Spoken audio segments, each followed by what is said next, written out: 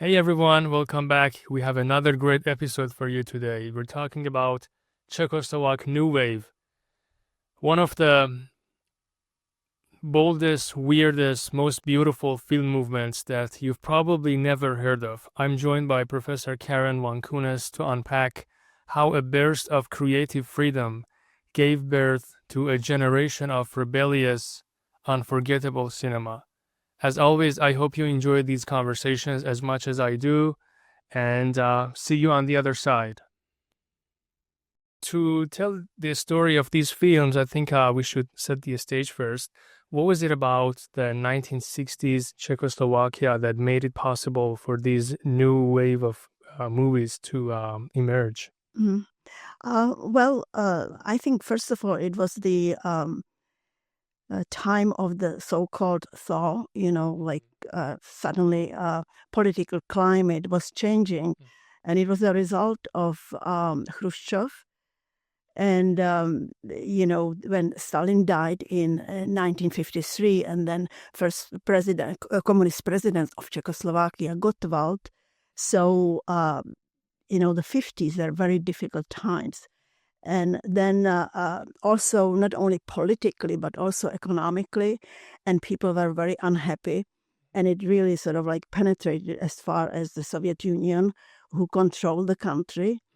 And Khrushchev was basically in favor of idea that Czechoslovakia needs to have a better climate, sort of more less political, and people, economically it has to improve. People have to be given new opportunities. And in terms of this new wave, actually, the major point that sort of facilitate all this was the establishment of the Film Academy in Prague. And it was in 1947. And it was actually promoted by Khrushchev. I think he gave money to the Czech government. So, it has been sort of established.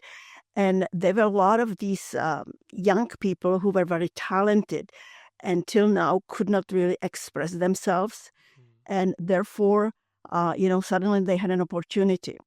Another important thing was that Milan Kundera, who was actually as you know, a writer. He tries to be first a musician, but eventually he, published later this famous novel. But in the 60s, he started working on the stories. So he already had pretty good name, but the whole thing about him is that he was interested in French literature and also French films.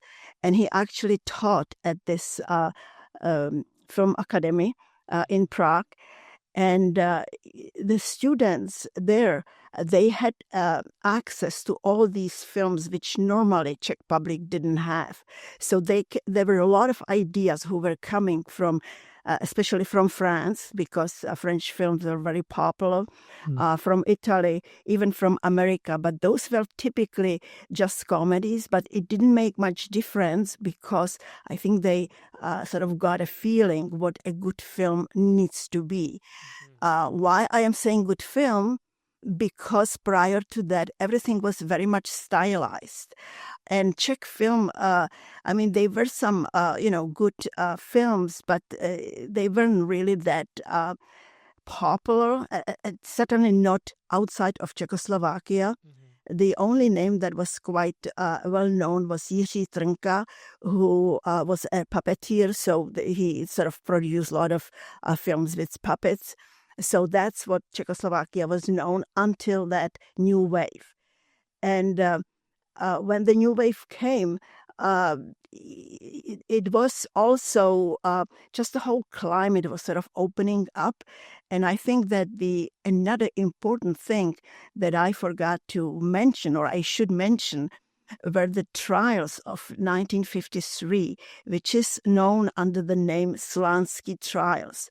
What it was, the high-ranking communists of Czechoslovak communist parties were accused of treason, and actually were were put in jail first, and then there were 14 of these people. 13 of them were Jewish, which sort of indicated there was some kind of a, anti-Jewish sentiment implied. And eventually, 11 were executed. And among them was the Slánský, who was, I think, the director of, he had a very high position within the Czech communist government. And also there was one woman, Milada Horáková, she was the only woman, and she was also executed. So now she's sort of like, her legacy is promoted. But anyway, this really put a very black sort of spot on the Czechoslovak history at that time. And there was a need to make some changes, because it wasn't only that economically, people didn't have really good conditions when they went to the stores. Very often they even didn't have bread or eggs or whatever. Life really became a drag. And so when Khrushchev started making these changes, it wasn't probably directly that he did, but obviously he encouraged the Czech government to make changes. And also a new president was elected, Novotný. So suddenly there was this period that we call the Thaw, sort of like basically, as I say, easing this sort of very strict controlled environment. And so, as I usually explain to my students, this whole climate, number one, it was after the war. In Czechoslovakia, it started, in the 60s, but we still talk about the 50s and 60s. In the right after the war, it was in Italian cinema that cinematographers wanted to look at ordinary people, because again, after the war, everything was destroyed. People didn't have jobs, people were unhappy. And so filmmakers came up with this idea that instead of using all these, making films on books or, certain type of classes of people, they started concentrating on on a simple man. And in addition to it, they figured out that making films based on ordinary people, they can make it outside. They can make it, let's say in cafes or on the streets or by lakes or whatever it was. There was enough light. Their cameras at that time were pretty simple, but it was sufficient to sort of make a good film. So they started this the so-called Neorealism, which from Italy eventually penetrated to France. Italian films basically deal with socioeconomic strata. They are totally unpolitical, and one of the reasons is that these Italian filmmakers centered around the magazine called Cinema, and that magazine was actually directed by son of Benito Mussolini. And for that reason, obviously, they avoided any political subcontext. So basically, these films, for instance, one of them is Hermano Olmi's Post. So what it shows, it's a black and number one, these films were black and white, because at that time, colors film were either not produced or were very expensive. So we see these characters who he goes to some office, look for a job. But what is interesting about these shots, number one, they are typically very long. And there are also different angles. So in a way, the way camera is positioned, you have almost the impression like if you were behind, if you were sort of following.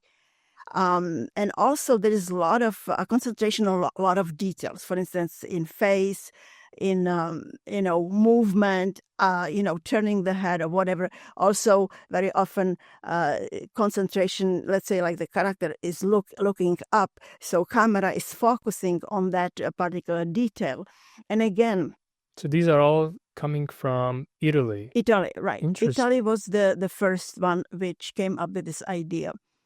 And, there was a number of this whole group, and eventually it was developing, but Italy started, I guess the sort of officially year would be 42, although it started in late 30s. But, this group sort of formed around this magazine, and sort of, I would say the official date is considered 1942. It was still during the war, but, it sort of continued after, and especially the films after the war had tremendous impact. For instance, there is another film which concentrate on or shows, ordinary working class people. And this was quite unusual because film initially, the idea of films was to show something very beautiful that, you don't know. So you want to become familiar with that beauty. But the problem was you watch it and then suddenly, you are living in these poor conditions, there is a lot of poverty, no jobs and all that. So this idea, let's concentrate on these ordinary people, came out, and it just was actually quite a big hit because suddenly people could recognize in themselves. They as later Forman says, he wanted to make heroes out of these ordinary people. And that's what it was, that suddenly ordinary people recognized themselves. They felt like we are, part of this whole picture. Someone is pointing at us, celebrating us. And also they started with mixing the ordinary people that they find and also with actors, but it wasn't like just, actors. So, and that's one of the very important feature of Italian Neorealism, and also especially of Czech New Wave, and particularly it's centered around Miloš Forman, because Miloš Forman started, I will talk about it in a minute, and he really started literally making, films that people even weren't aware that, they are going to be in the picture. So, it's sort of a development of documentary films, but it's, it's different. A documentary film, I mean, obviously it's also structured, but this is sort of different because some episodes are entered in also initially when the when, for instance, the technology wasn't that developed. So what was happening is they, for instance, recorded voice apart, and eventually they try to, they put it together. And when we watch these films, especially today, and then they were again enhanced by current technology, we even have no idea typically.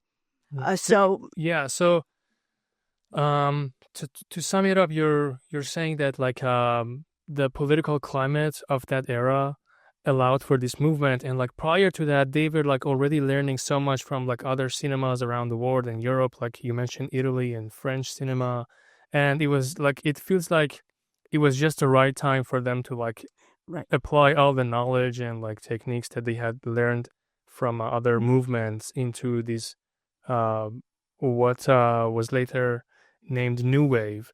And so I was preparing for this interview, and I watched Daisies, and that was my first like encounter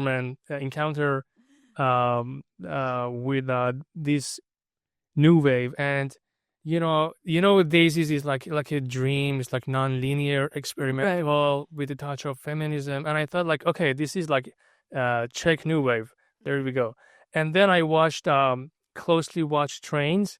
And for the first 10 minutes, I was like this looks nothing like Daisies. Like, did I download the right movie? So yeah, I mean, how is it possible that these two very different movies are part of the same movement? Right. Like, what am I missing? I don't think you're missing much. I think you pick up the wrong film right away, because Chytilová made this film as a reaction to the 60s when the population in Czechoslovakia became more consumerism because, especially in the mid 60s and up to the 68, obviously. So she wanted to come up with something entirely different. And so this film is full of, as you know, like colors. I mean, the colors are very prominent. It is, I guess, it sort of belongs in the trend of surrealism because a lot of these behavior of these two girls who has the same name is very surreal.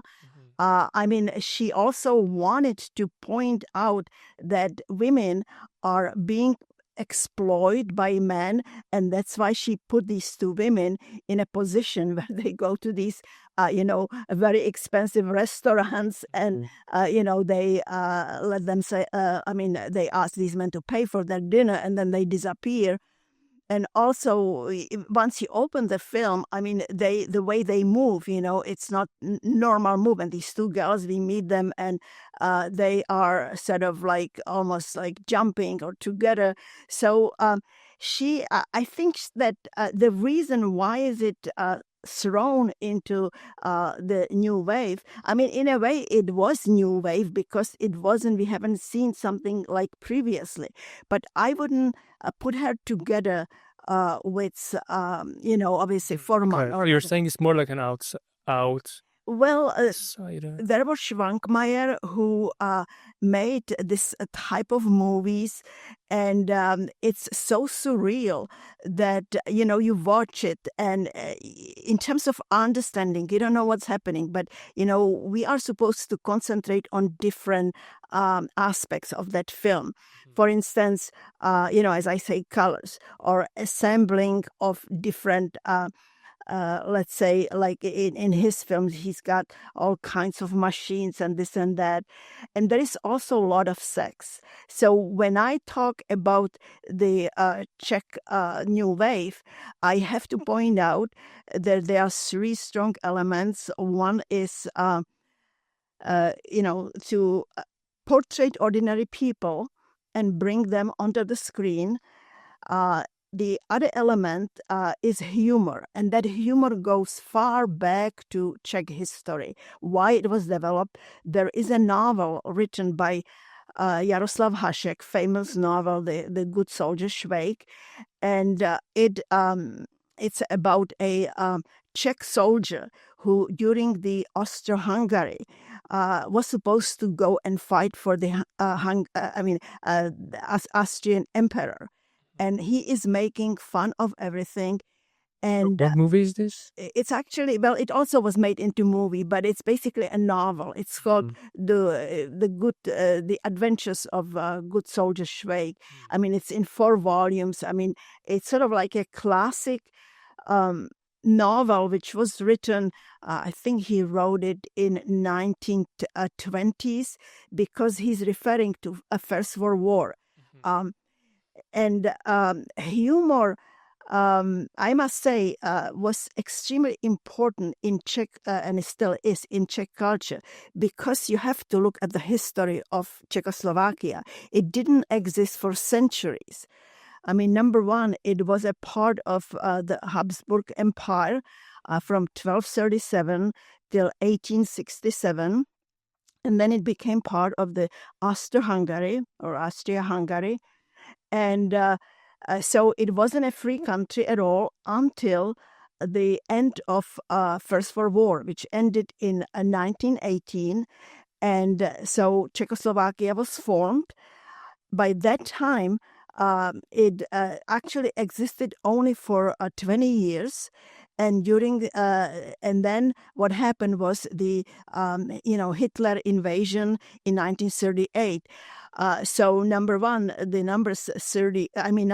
number 8 very often figures throughout the Czech history. But what I want to say is that because Czechs were always a very small nation and still are, and they could not, when they were invaded by Germans or whoever in the far away history, or in recent history by the Soviets or whoever it was, Germans and then Soviets, they could not fight because they realized they would be totally,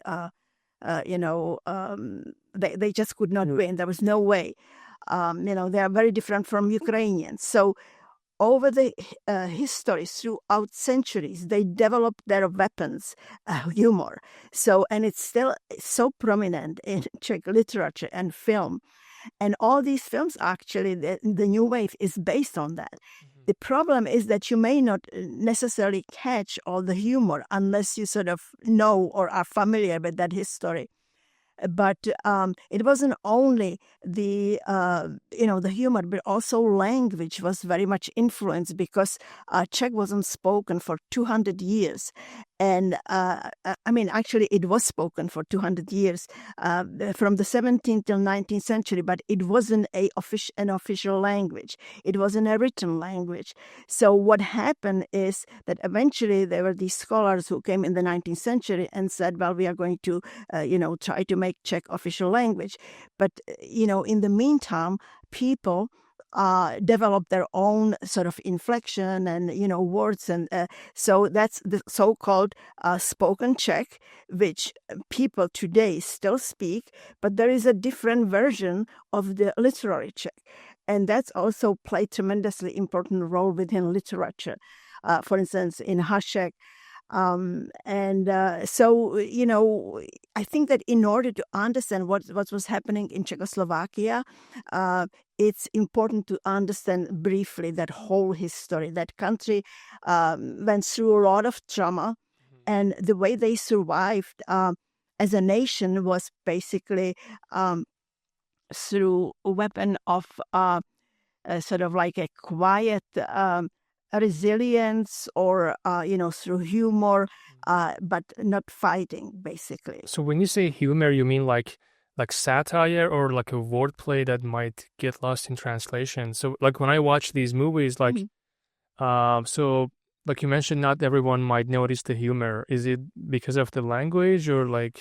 Yeah, I think it's because of the language, because number one, when you watch these films, you have these subtitles, and they're so poor that anytime I watch it, I feel like, it should be changed. Yeah. But it's, for instance, if you look at the film, any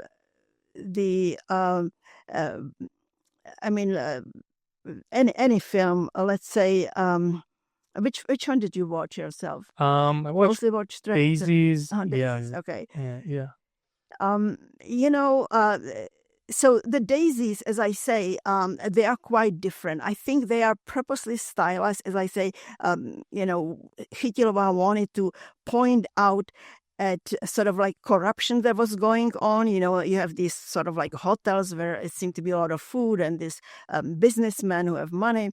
But on the other hand, you have these girls who are really spoiled, and they just want to destroy. They are into destruction, which is, very interesting. And she made some additional films which would be more sort of within this wave. But I would actually classify her with Schwankmajer, who also does very similar, sort of has very similar technique of filmmaking. It's not based on a story.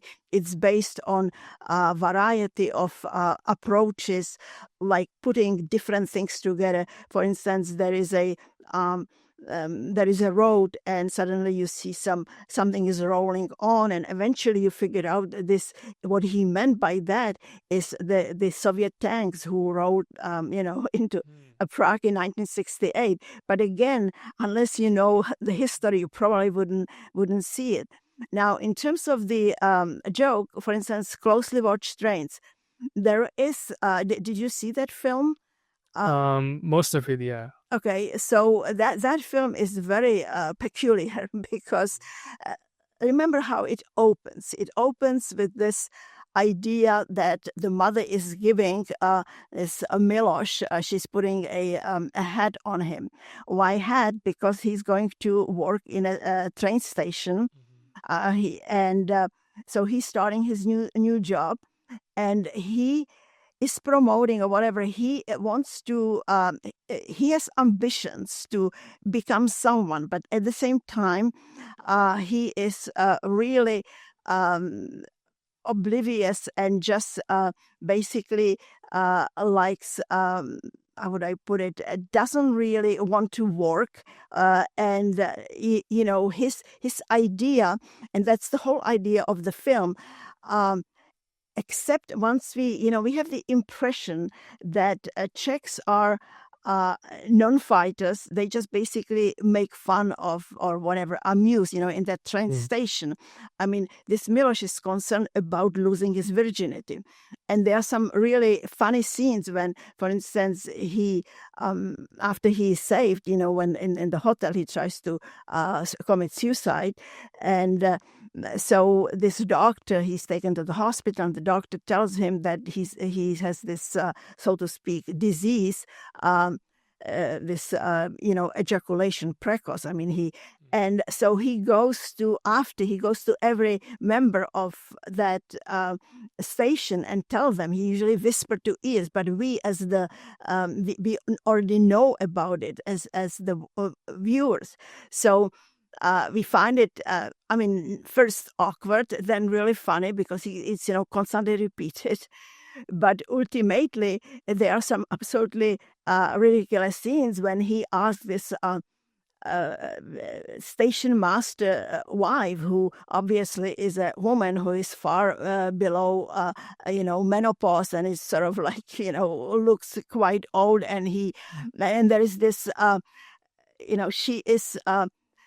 Feeding geese, and this actually has been done in still maybe sort of practice in certain villages. You make some out of potato, some kind of a little thing that you put into goose neck, and you have to sort of like move it down so that the goose could sort of absorb it. And yeah, that movie did very good, like internationally. So I think like the humor that you're mentioning was kind of like well perceived by like international communities. Right, but it was in that film it was also sex.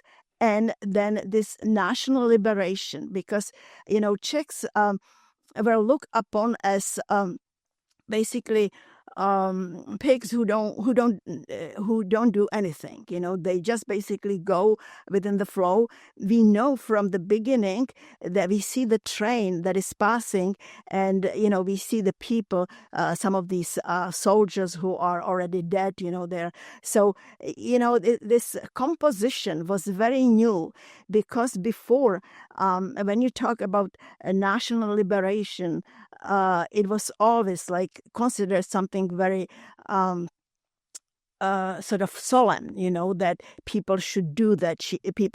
Soldiers should, protect the country, and it should be taken seriously. And here we have this Menzel who comes with this film, where he begins about sort of idleness, laziness of this young boy. He talks about his family, his grandfather basically tried to stop Germans with some hypnotization. Then his father, he retired very young because I think he had some accident, and so he's enjoying it, and he's talking about his neighbors who are envious because he doesn't have to work. So this idea that you don't have to work, it's this idleness in this small village.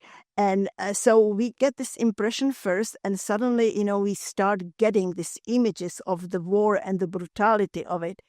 And these people, there is this Hubička, this sort of a mentor to Miloš, and he's nothing but obsessed about sex. So, this combination of sex, this erotic elements with something very serious like war and, defending the country and all that. And then this idea of idleness, an idea of referring to the previous times. There is this old man who always says, this during or whatever before the war, they had a lot of food from the countess who sort of still reside in the town. So this would make the film so unusual. But the whole point is that eventually we learn that there is this underground resistance going on. But it's through that man who is, there is a scene. There are a scene of train which is stationed, and there is this, so to speak, painter, and he sort of like show like this. Well, I have to. He's complaining about I cannot catch some whatever picture that I want to make. I have problems, and so he say I should make what someone's telling me. That's what you should do, and we don't know at that moment that actually he is the one who, is a part of this liberation movement, and he brings the, what do you call it? Like not guns, but the grenades or whatever to blow up the train. And so, in a way, on the surface, Czechs looks like, they really are just concerned about their little lives, make fun out of everything.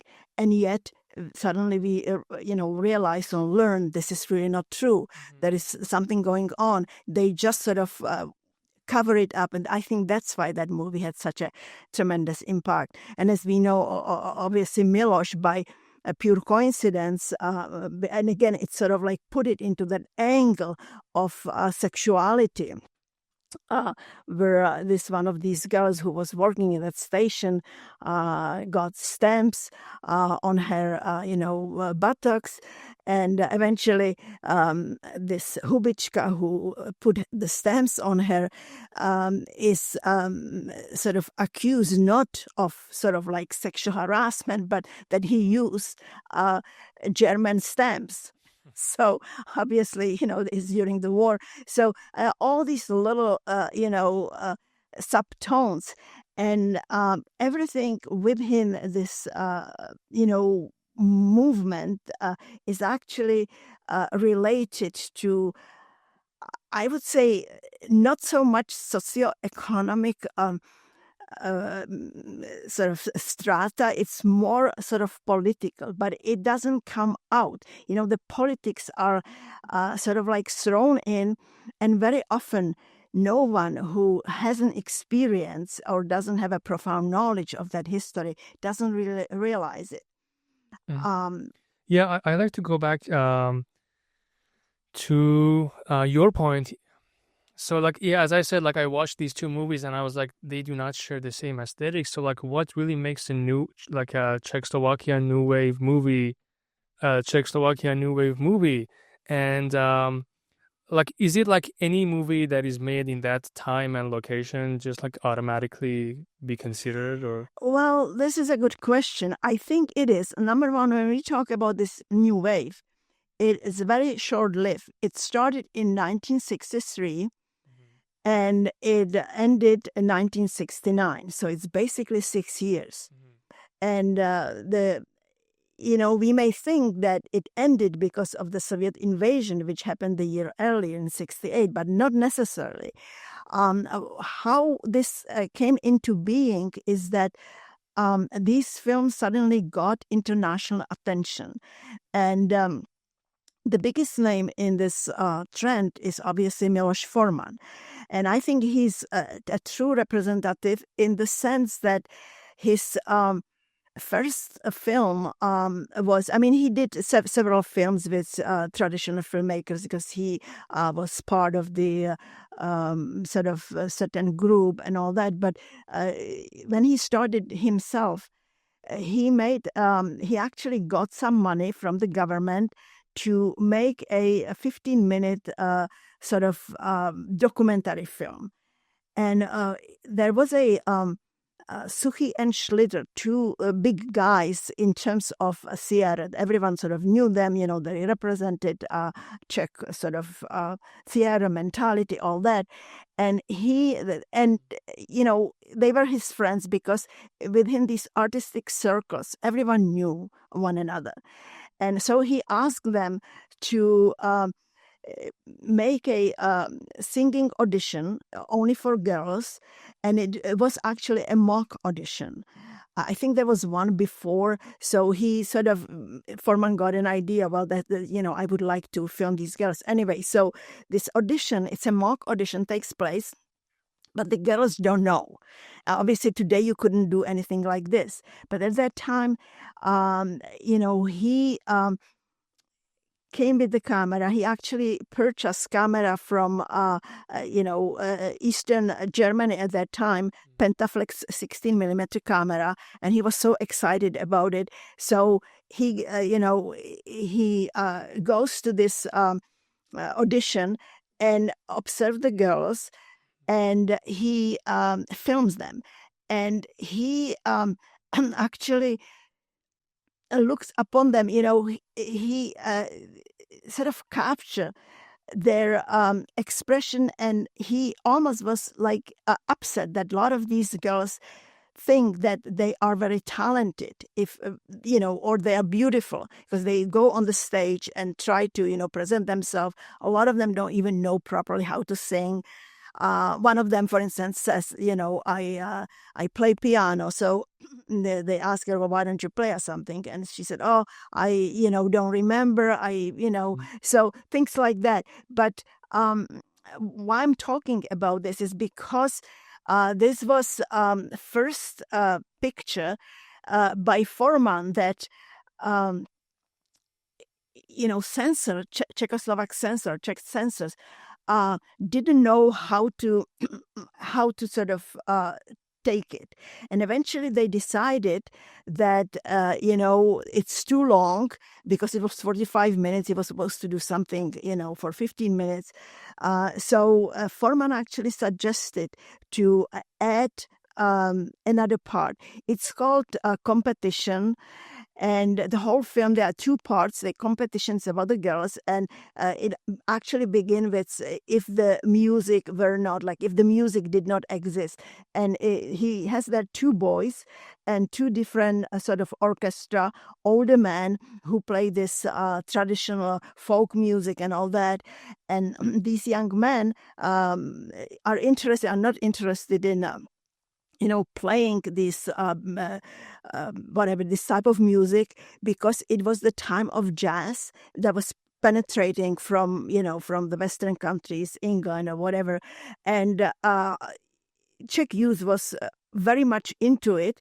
And so these young men, there is a motorcycle competition, so they much rather go to that. So they basically, when they are supposed to perform, there is a for instance, funerals of some dignitaries in the town. So they are supposed to obviously be there. Actually, it's a two different orchestra, and these two different orchestra are sort of like competing between. They are supposed to. One of them is supposed to get some prize, and anyway, these two boys go and watch this, motorcycle competition. And when they come back, eventually, a couple of days later, they are fired. Each of them is fired.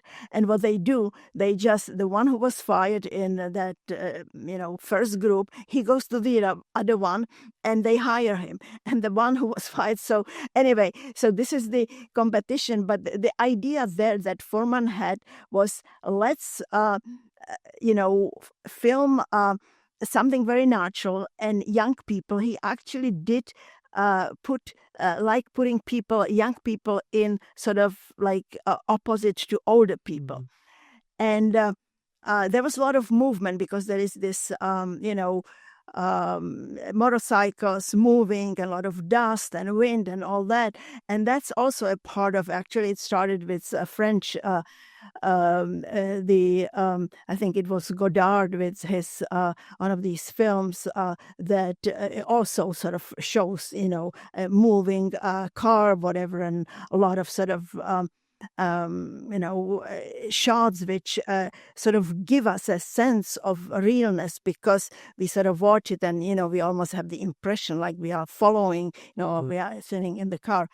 But anyway, so Forman began with this, and it was acknowledged ultimately as a good film. It's not, I think it's really a good film to study how he developed, and what this new wave, how did it started, and what it really meant, because it's just as I say, very naturally. You feel like you almost watch something that is real, that is a not a sort of a constructed film. He actually in this film put two episodes, two different young women, and one actually who seemed to be very attractive and actually very good singer.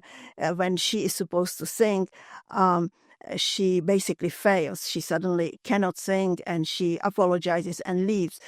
What he is doing, he's showing that this human vulnerability, that we all try to succeed, but not necessarily, and so Forman is picking up on these weaknesses and strengths in a way of ordinary people.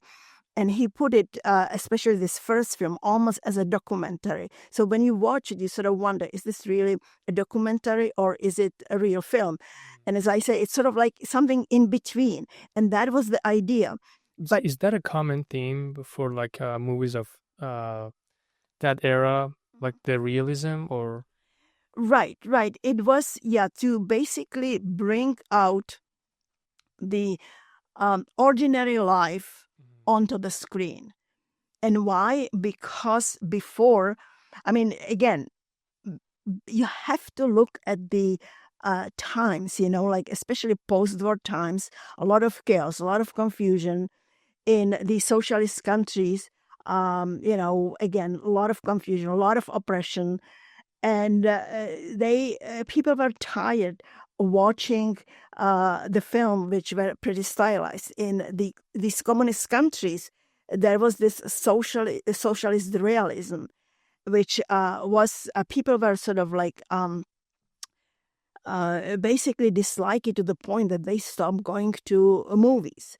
And that's why there was this pressure create or bring some new, younger, filmmakers, directors who could come up with something new. So it was, extremely good times. I think that a lot of it is due to timing, basically. Like in Italy, so in France, because there it started in those two countries.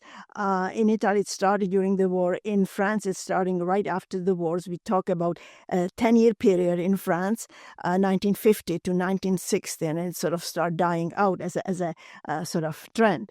And in Czech Republic, Czechoslovakia at that time, basically the years are considered 1963 till 1969.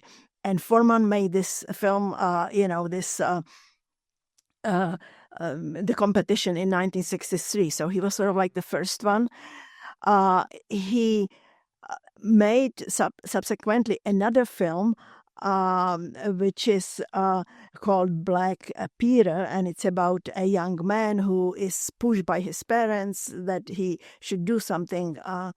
These are like early movies of that movement. It's early movies of that movement, right. And, Forman is very often mistaken or mixed up with Menzel. Menzel made that movie later, and Menzel is very different. But, I would say by the critics and also by the development itself, it's really Forman who sort of move up this this wave. And why? Because his other film, this Black Peter, got these films started getting prizes first in this festival in Nice in France, or around Europe, and then eventually once they established themselves there, they eventually became popular in the United States and were nominated as foreign films for Oscar, and that's what it really makes this movement so big, And so, if we were to make a list of like the hallmark features of the Czechoslovakia New Wave cinema, so far you mentioned using the humor, right, and using like normal people in movies, like this, like sort of like realism in the movies. What else? Like you were talking about, like three themes, I think. Right. It's this uh, I would say they try to be not political outward, but yet there is the politicization within inside. But not everyone is able to necessarily grasp it. I mean, in most of these films I mentioned, yes, it's obvious. Let's say, like in A Closely Watched Trains, but. For instance, in the other film that Forman made, and that was his last film made in Czechoslovakia, The Firemen's Ball, there is a sort of a reference. There are so many sort of political references within the film, but you really have to, I think you really had to live there in order to sort of like grasp it. And one of the example is, they, it's a in a village. It's a village where belonged to Sudetenland during the war. That territory was given to Germany, and after the war, Germans were chased out. And what happened there? There were some factories, but the people, they were very. The question was, these Germans literally had to leave. So in the meantime, some Czechs didn't return from war or whatever. Some were displaced, but there were a lot of young women, and they work in textile factories there, and there are not enough men for these girls, and eventually. What happened? He actually made 2 movies, which are, I think, that Forman's best well-known. I mean, the best-known movie made in Czech Republic, Czechoslovakia, is actually Loves of a Blonde. That's a very traditional. That's a very classic. And then finally, he made this, The Firemen's Ball. And the Firemen's Ball, there, it takes place in one of these villages. There are people, like dancing, this young people. And there is a series of older men, which are firemen, and they want to give a present to their chief who is retiring. And they know that he had cancer. And that's why they are giving him the present. And there's this conversation, for instance. One is saying, well, we should have given him to him earlier. And because now, he has cancer, he's going to die. But he, the other one, or the other fireman said, but he doesn't know that he has cancer. And third one said, well, because doctors don't say, and they cannot say anything. And eventually, this is a sort of a reference to the timing where a lot of things were not, let's say, the public were not told by the government. And here, obviously, it can literally refers to doctors, because at those times they couldn't say if, a patient had cancer. But at the same time, it refers to that whole climate, which suddenly start opening up in the mid-60s, that a lot of things were hidden from the Czech public. And there is another scene where it's referring to these political trials of 1953, as I mentioned, when people were executed. But it's just so subtle that, as I say, you would need to know the history to understand it, because otherwise you just take it as, there is this realistic reference, So it's kind of like an inside joke for the people of that country.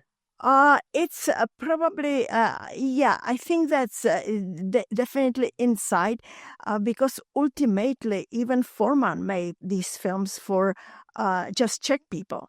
He, although, this, as I say, Black Peter was nominated, so he actually traveled to New York City, to California, LA, when his film was nominated for Oscar, but basically he made these films.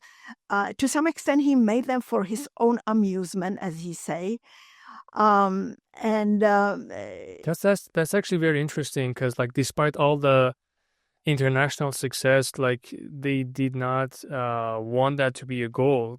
Because like I mean sometimes when like movies that like get attention in the West, they follow a political agenda. But like you're saying, like these movies, like they were just made for Czech people. They didn't even care about like the Oscar and everything. Right. At that time, he didn't care much. Obviously, eventually, he was ambitious, but basically, he just wanted to show a reality in a way, a sort of like hidden way, but yet all Czechs would understand. All Czech people would understand.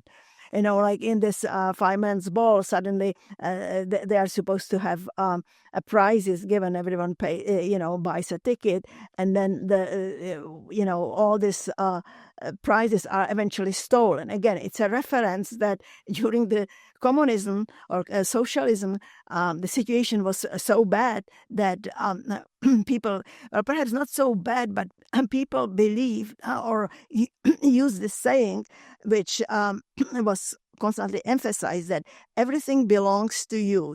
This is a socialist countries, and everything belongs to you. So people used to steal things from the factories or whatever, from their offices, because they always said they could justify, well, it belongs to me. Little references like this. So if the audience was Czech people, why did people care about these movies? Like, I mean, we can talk about like how great they are in terms of like arts and everything, right. But like for like an average people, well, they care about it because up till now, this new wave, the movies which were shown in Czech theaters were basically a lot of Soviet movies. It was a lot of war movies, and it was always, schematic movies where, very often these, if they were Russian, so, there's this Russian boy, Ivan or Volodya, whatever, attractive, and he fought against Germans, and eventually, he becomes a hero. And no one really, there was a tremendous resentfulness towards this Soviet influence. There were always these signs, what Lenin used to say, or whatever, like we stay with the Soviet Union eternally, and all these slogans, which it was embedded everywhere, the flags, every Czech flag had to have next to it Russian flag. And, this younger generation who were born after the war, because the system was changed in 1948. And so let's say if you were born in 1948, so in 1963, you were about 15 years old. So suddenly, you start, opening up, you start understanding the world around you. And also don't forget that people could not travel anywhere, Even going to the Soviet Union at that time was extremely difficult. You could go only with the travel agencies. They wouldn't let you roaming by yourself because there were a lot of things that they didn't want that people would see.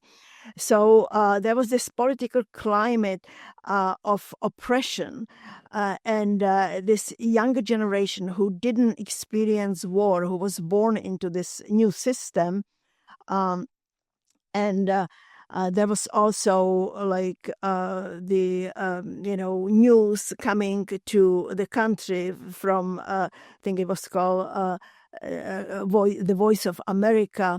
And different sort of news from West Germany and so on. So young people, and don't forget that also the Beatle movement and all that. So everything started to penetrate into the country, and jazz, and a young generation didn't want to deal with anything Soviet, and therefore I think they were so enthusiastic about seeing, these films that, in a way they could laugh at if someone was sort of presenting the situation, sort of their situation in a not tragic way, but sort of funny way, and showing, in a way, giving hope, but in a way also, especially Forman, letting young people know, or all people know, that they are institutions. And, you'd like to be free, but at the same time, you have to, understand how far you can go, because what is really the freedom. You cannot be totally free and do whatever you want. And I think that's what Chytilova made in that movie. Like, she basically shows these two girls who feel like we want to be free and do whatever they want, and in a way it's she made it purposely to show the destruction, what it would mean if everyone would behave like them. Although the way it's presented, when you watch it for the first time, you sort of feel like, what is this about, And especially since it took place in the times when people didn't have much food at all, and then you see all these plates and they throw it, So in a way, it's sort of like I think that she wanted to show, just wake up, young generation, wake up, because you want to be free. But at the same time, there are certain rules that you have to obey. And I think that's why, her film is also sort of looked upon as a part of this movement. But she's very different, right? Or we can say that, this new wave wasn't just, about these story films, that it had much larger aesthetics and dimensions. Mm-hmm. Yeah, well, speaking of which, so on my notes, I have this is my list of the features, I guess, of those movies. See if you agree or want to add anything. So I have the realism, as you talked about, this kind of documentary techniques, used in these movies, and non-professional actors, satire and social critic, and that's about it. So, would you add anything to that? I'm sure there is a lot to add. I think, as I say, there was a need to produce something new. There was a, also need to show that people shouldn't be indifferent as, within the society, because in a way, the socialist system made people quite indifferent to what was going on around, and they basically stopped believing all this propaganda. And therefore, I think the filmmakers wanted to, especially young people, to make them aware that if they want to have any changes, they have to take it in their hands. But how they are going to take it, they have to have awareness. They have to, be sort of proactive to initiate some changes, which indeed actually it happened in 1967, which led to the Prague Spring. It was initiated by young people. So I think that was, I would say there was a social, agenda in many ways in these films. But I don't think, I know that Forman actually did it out of fun to some extent. He just enjoyed making these films. And for instance, he made this film, Loves of a Blonde, which I say it's sort of like a classic. It's about again, in this area of Czechoslovakia where, young women, they were very young. They, basically ended their schooling in the 9th grade, meaning 15-year-old, and they went to work to factories. And in these villages, there was really, they have no position to move anywhere else.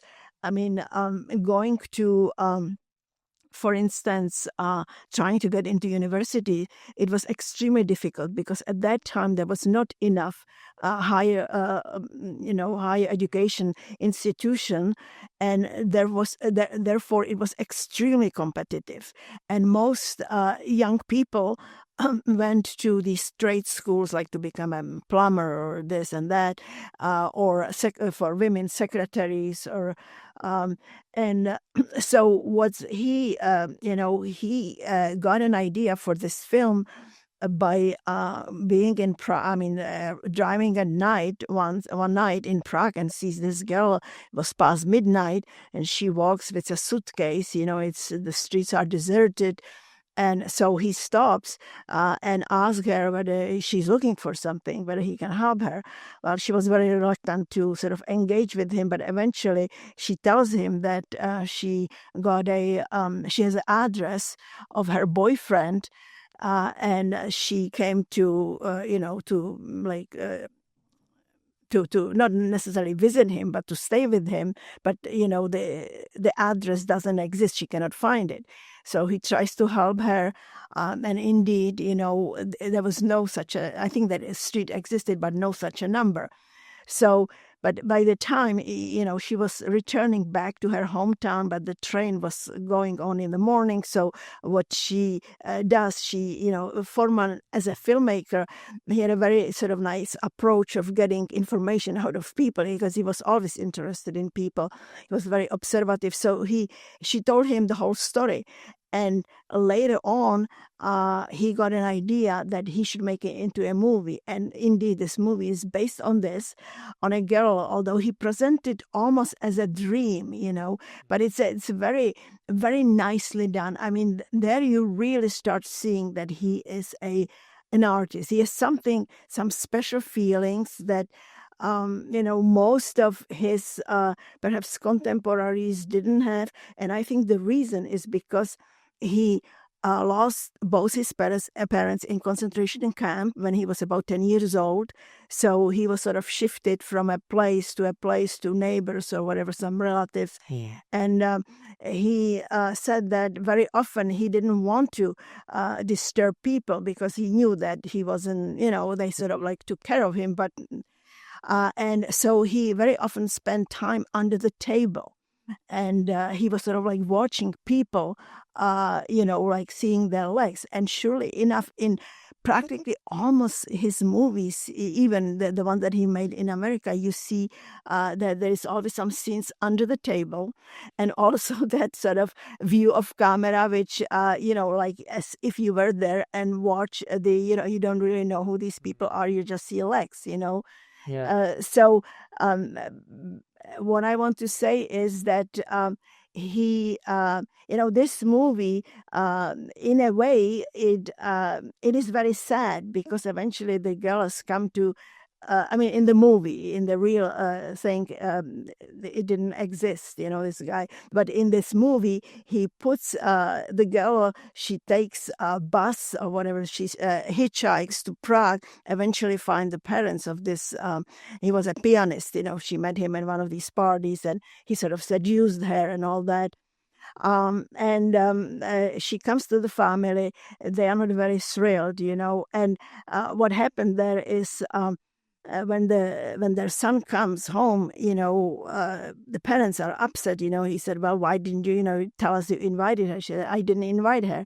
And then he said, "Well, isn't it one of our relatives or whatever?" There is this quarrel, which is very funny. But eventually, he looks at her. And the moment he recognizes her, he changes. He said, "Oh, I'm so sorry, I didn't recognize you. You should have told me that you're becoming." But again, behind this is this sort of like lying and cheating, which, this socialist system force people into. And eventually, again, he tries to be nice to her, but he has to sleep with his parents.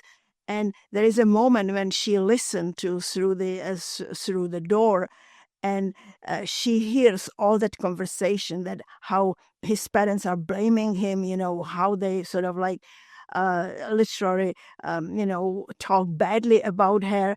and suddenly she gets the real picture. And what is interesting about it, eventually she, we know that we see the next shot that she's back in the factory. But what is interesting here that people who don't really understand that situation, like, the socioeconomic situation of that time, they would ask, well, why didn't she do it on her own? I mean, you couldn't do it on her own because, number one, you didn't have any money. Coming from a village to Prague, I mean, there were no apartments available. Everything was totally full. If you didn't have education, what could you do? So, in a way, what Forman wants to say is, the situation for young people is not easy. However, he gives some hope at the end of that movie, because there is a shot when she talks.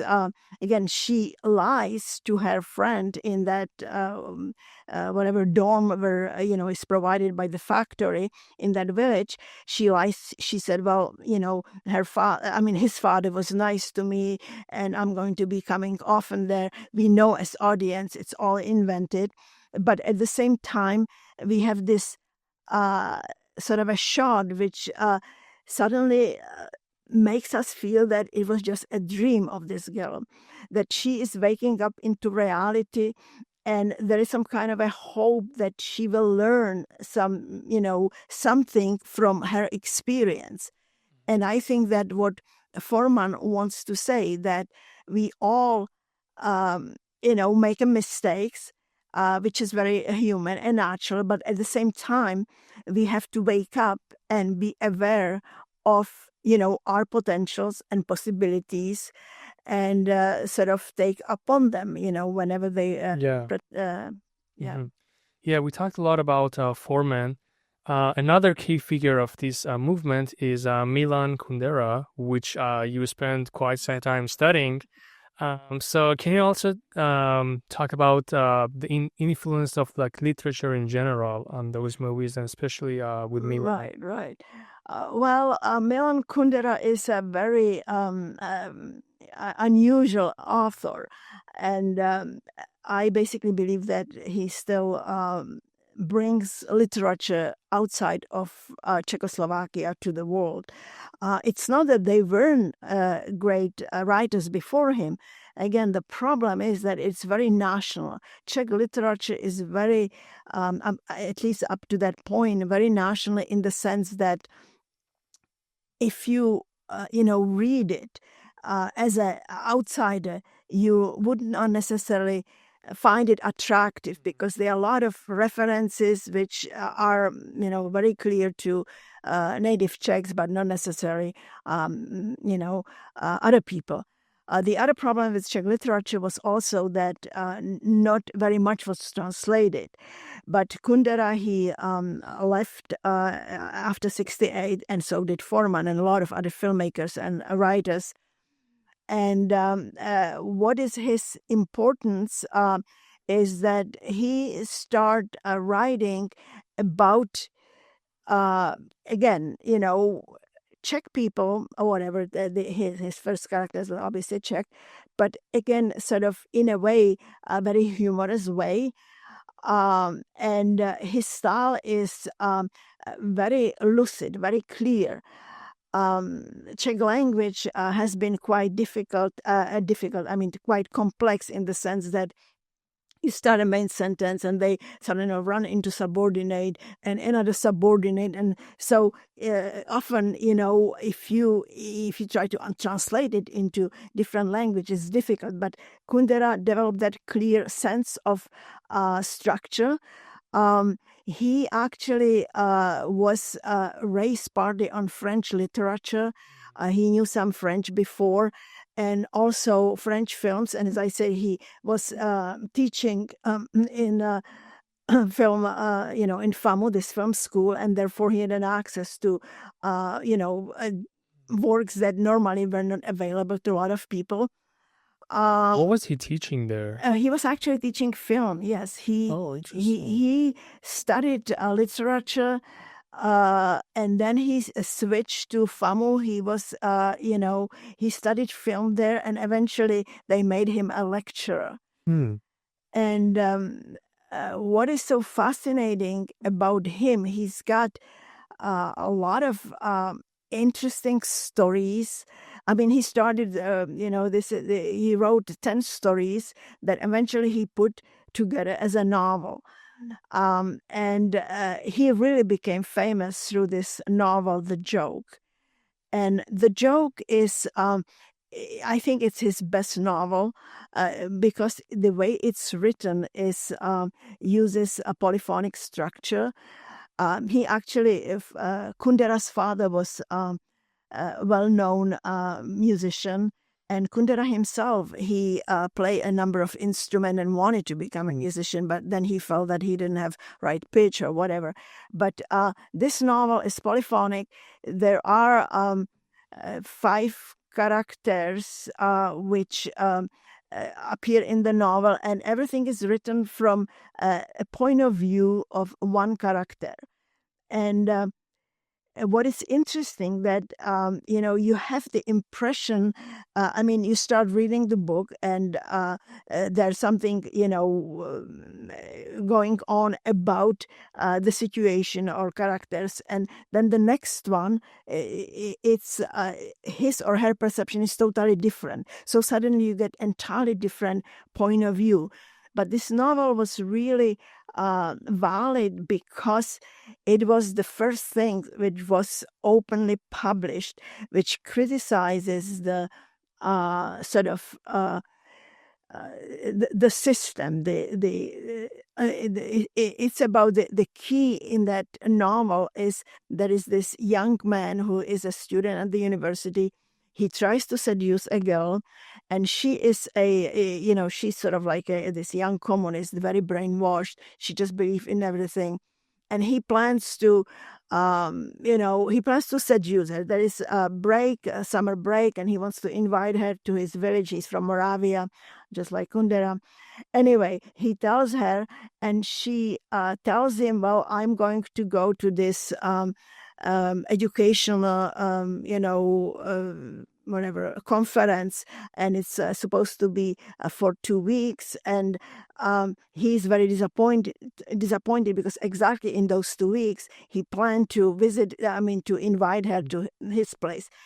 Anyway, the story goes. This is before New Wave, or this was published in 1967, so it was part of in the middle. Right.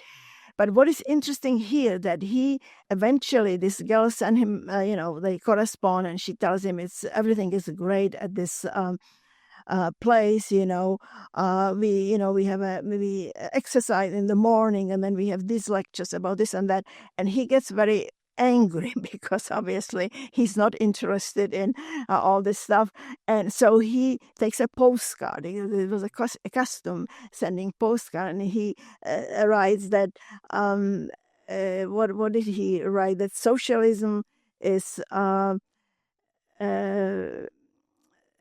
something like, I can't remember exactly. Socialism is a joke or something like that, and long live Trotsky. And Trotsky was actually, by that time, the communism was flourishing. He was basictly considered enemy. Eventually, he escaped from Soviet Union, and he was killed, I think, in Mexico. But it was very subversive. It was on the postcard. So what happens is there is this committee at the university who, tells him. Basically, they decide to exclude him because of this postcard. And eventually, he's also excluded from the Communist Party because all these young people had to be, members of the Communist Party. So he goes to,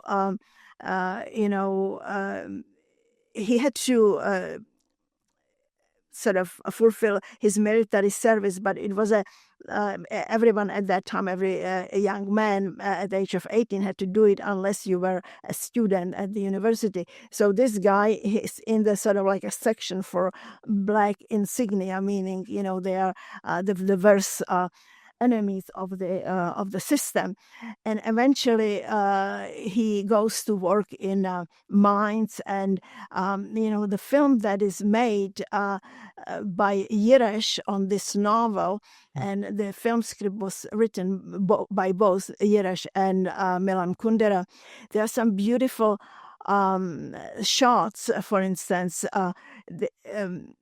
the film is also sort of based on the sort of like recollections, and so we see this young, now it's 15 years later, so he's no longer that young, but he visits the village that, he used to play instruments or whatever with his friends. And so we see what happened to these people. Some of them joined the Communist Party, and those were sort of prospering. The other ones were thrown out of the university, including this character Ludwig. And these flashbacks make it very,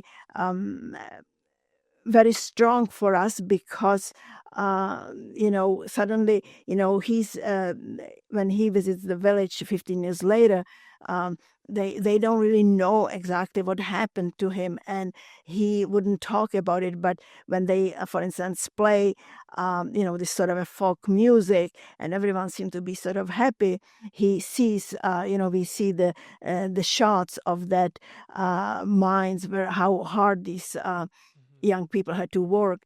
But as a novel, it's excellent, and also as a film, it's not easy to understand the film because it's done in the flashbacks if you haven't read the novel or if you're not familiar. But this is considered to be also one of the probably the last new wave picture. Why last? Because it was the filming started, I think, in 68 before the events, and eventually they were able to finish it in 1969. And then, in 69, 70, the everything just changed, right? And if we move on to the legacy of New Wave, what would you say, like in what ways other filmmakers around the world were influenced by these movies? Well, it's hard to say. That was a tremendous influence because, at least the Czechoslovak New Wave didn't last too long. I mean, there was a tremendous interest around the world, including the United States and Canada, but it didn't last too long. And the experts feel that it really, even if the political system, if the Warsaw Pact didn't come to Czechoslovakia and suppress all that freedom of the 1960s, that it's still, these films would not continue having interest on the part of the public outside of those countries. One of the things is that it wasn't only, for instance, Carlo Ponti, who eventually married this famous Italian, what was her name? He was a producer, and he had a lot of money, businessman, and he actually financed this couple of movies, and he also purchased Dr. Zhivago, at that time extremely popular film, because it was probably the first film about the Soviet Union, what was the 1918 revolution, and he made tremendous amount of money. But it was, exactly as I say, in the 60s, and eventually the interest started to sort of go down, and by the time 1968 came, he basically was broke, so because no one was interested in purchasing or showing these films. So the idea is that it sort of died down on its own, that it was sort of like a spur of new ideas, because it was related to a lot of things, not only, this socialist systems easing up, or whatever, the Soviet Union, changing their leaders who were more open. But also it was related, as I say, to Beatles movement, and in America to a lot of the protests. There was also the Vietnam War going on in the States. So, the society was, the whole world was sort of in a certain flux at that time. But these films actually were considered by American critics as art films, or were labeled as art films. Now the question is, what are art films? I mean, it was a combination of, let's say, unexpected ending. It wasn't really like prescribed as we see in these, a lot of today's movies. And I think that the fact that it was so natural, it gave us the impression that we are, as I said before, part of the whole, image, and it was reached by camera, by camera angles, or also some of these shots were so long that you literally felt like you were sitting there, in these. Let's say cafes or ballrooms, because normally, it just would show us some episode and move on. But so these were very different. So what so far was available, and I think that's what causes this tremendous interest in these films. But eventually, once the society moved into 1970s, there were a lot of changes. Obviously, in Czechoslovakia, it was the period of the so-called normalization, which meant, everything was suppressed. As you know, all these books were not allowed to be published, thrown out of the library, bookstores, and so on. The films were locked, no one could watch them anymore.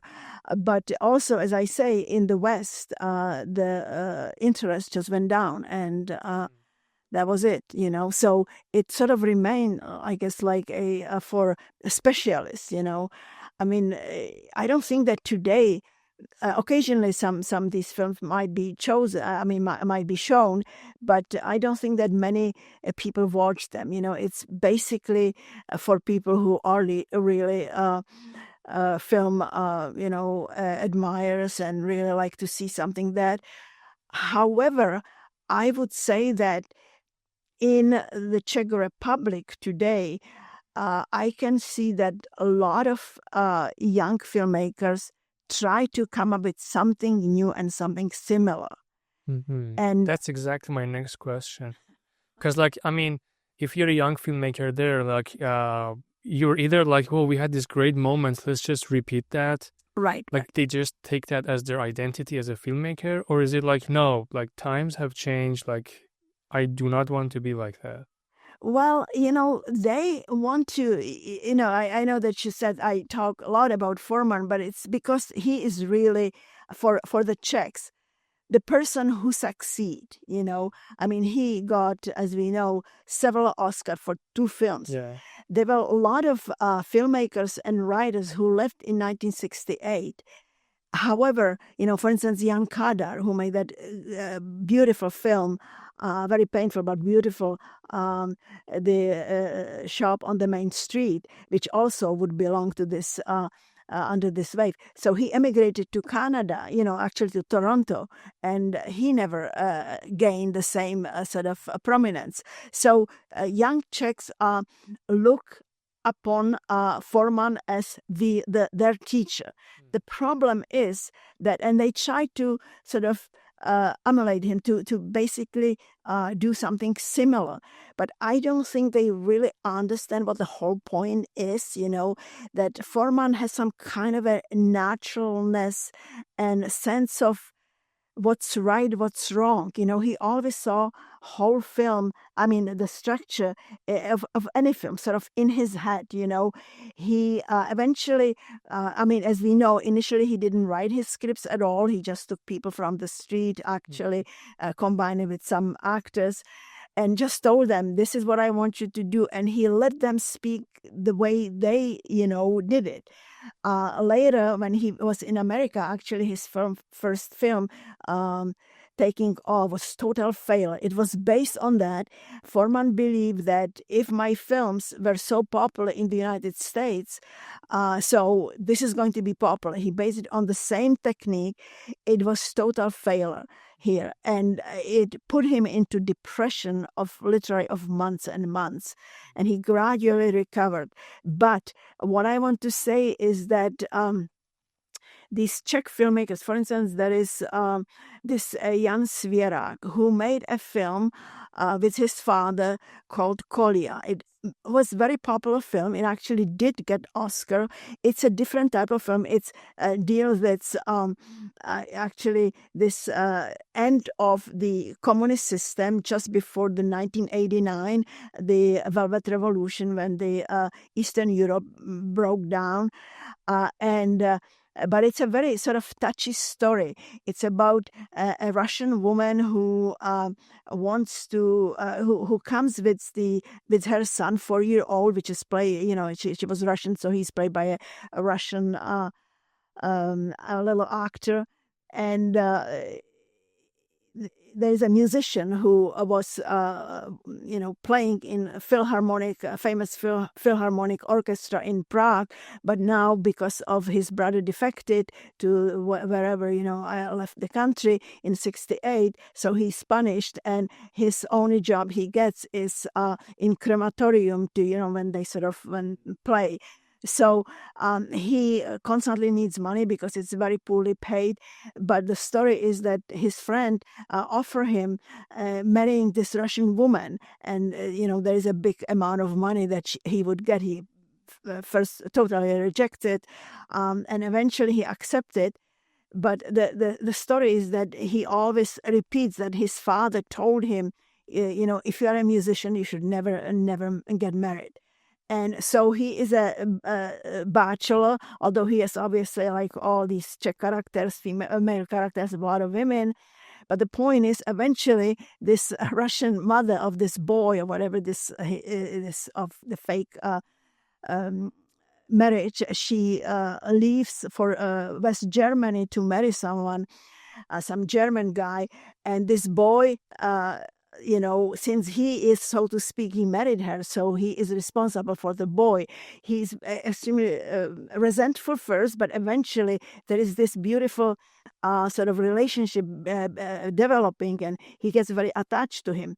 So this film was very touchy, very nice. It wasn't new wave, but still important. I think it was the only one that got another Oscar after, this new wave. But this Jan Svěrák, he wanted to make it much bigger than this. And so he made another film, the Dark Blue World. And it came, I think, when it was in the 80s, I think late 80s. The story is actually based on, there was another film in the United States which came on, it was exactly the same story. It was about, during the war, the pilots, airplane pilots, got, there's one older one and the younger one, and they both fall in love with one woman. And eventually one of them dies. And it was exactly the same story. And I think that, you see, this is the problem, that Svěrák, although he succeeded with this film, but I think it was mainly because of his father, who also was, writer and filmmaker. This younger Svěrák didn't really understand what made his previous film so successful. That it was, and so he wanted to be like an American filmmaker. I mean, you cannot be, if you really don't know the the culture, the country. So anyway, but he's not the only one. There was another film which literally reminded me of that someone wanted to be like Forman. I can remember what it was called because it's sort of like, again, sprang. Everyone talked about it and suddenly it died. I mean, you don't even, as I said, I don't even remember the name. It was about young people who pretend that there is going to be open some store and everyone will get, the first customer will get free goods or something like that. And it was, it was sort of like a fake. It was joke.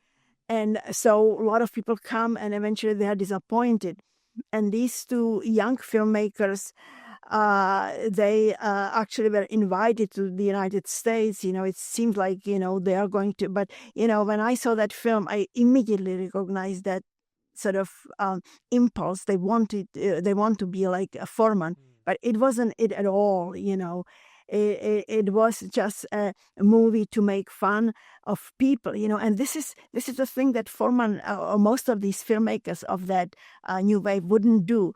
They did portray a simple man, but they did not laugh. Or if they laugh at them, it was totally different sort of approach. And eventually, they wanted to make the audience aware, of the troubles or problems of these people like everyone else have, but eventually they always somehow came out as victorious, Yeah.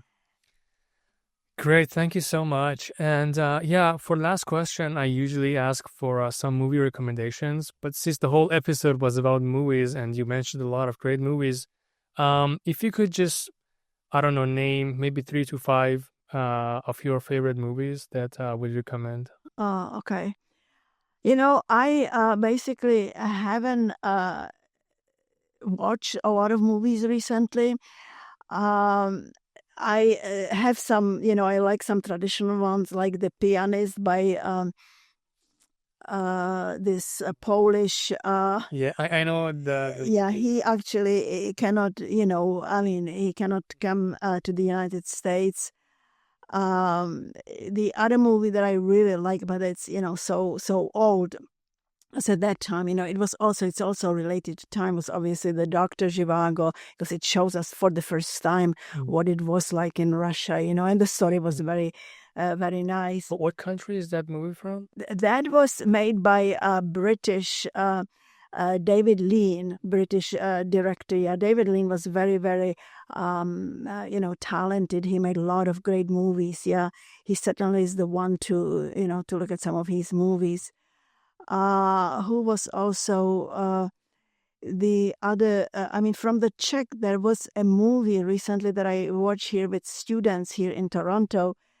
And it was something like Anna, something about Anna, and it was sort of a contemporary movie that showed a girl who suspects her father that he is having sex with sort of like of one of her former friends or something like that. What was the name of that movie? This is a question. It's Anna. I'll send you the. Oh yeah. Yeah, because it's it has these signs like when we when we use the when we type, or not only type, when we use the text, So what was that, Anna? Anyway, that was actually quite interesting, I felt. It wasn't really something that would call great movie, but for whatever has been coming recently from, let's say, Czechoslovakia, I felt it was a really good movie. There are a lot of great movies, former movies. That's the problem, that I don't know what's really coming out so great right now. It's the same with literature. What is really something that people get so much impressed? The other movie that, again, it's an old movie, that was the Poet Society. It was also great, but I think that, especially in the United States, a lot of these movies suddenly they're put away. They feel that it's, I don't know, violating the, whatever it is, female, women's rights or something like that. And, so that's another problem. But absolutely recently, I haven't really watched anything that was, really that great that it stay in my mind. So, Well, I think that was great. I think you mentioned 5. So yeah, oh, okay. that's great. Yeah. Anyways, thank you so much again. Okay. I think that was a great episode.